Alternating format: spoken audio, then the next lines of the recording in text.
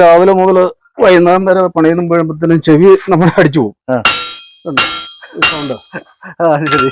അപ്പൊ ഇതിങ്ങനെ വിട്ട് കഴിഞ്ഞാൽ ആ മുഴക്കമില്ല. ആ മുഴക്കം.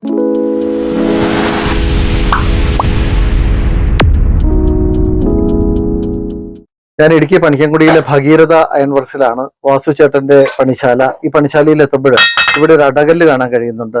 ഇതിന് ഇംഗ്ലീഷിൽ ആൻവിൽ എന്ന് പറയും. ഈ ആൻവിലിന്റെ പ്രത്യേകത എന്താ? ഇതിന്റെ പ്രത്യേകത എന്ന് പറഞ്ഞു കഴിഞ്ഞാൽ ഇത് കാസ്റ്റാണിത്. ഇപ്പം പ്യൂർ ഉരുക്കല്ല ഇത്. അല്ല, എന്നാ അവിടെ ഇരിക്കുന്ന പ്യൂർ ഉരുക്കാണ്.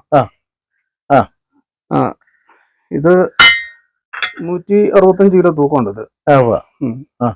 ഇതിന്റെ സൈഡിൽ എന്താ ഒരു ബാറ് പോലെ കാണുന്നത്?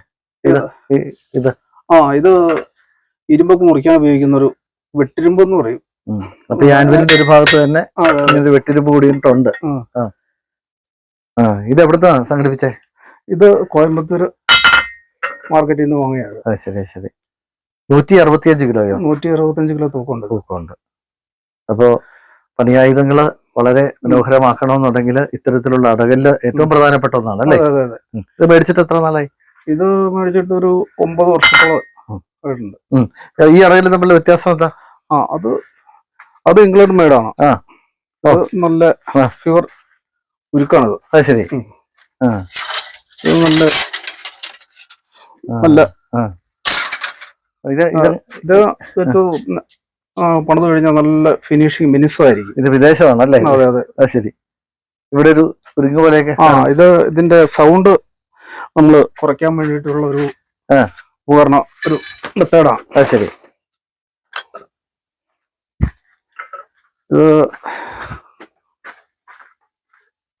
ഇപ്പം സൗണ്ടിന്റെ ഒരു കുറവുണ്ട്. ഇത് നമ്മൾ രാവിലെ മുതൽ വൈകുന്നേരം വരെ പണിയൊന്നും വീഴുമ്പോഴത്തേനും ചെവി നമ്മളെ അടിച്ചു പോകും. സൗണ്ട്. ശരി. അപ്പൊ ഇതിങ്ങനെ വിട്ട് കഴിഞ്ഞാൽ ആ മുഴക്കമില്ല. മുഴക്കമില്ല. അപ്പൊ പണത് പണിത് ചെവിക്ക് കേൾവി കുറവായി. എത്ര വർഷമായി? എത്ര വർഷമായിട്ടുണ്ട്? ഇപ്പൊ ഒരു 60 വർഷമായിട്ടുണ്ട്. 60 വർഷമായിട്ട് ഇരുമ്പ് പണി ചെയ്യുന്ന വാസു ചേട്ടൻ ഭഗീരഥ അയൺ വർക്സിലെ ഈ അടകല്ല് വിദേശിയാണ് അല്ലേ?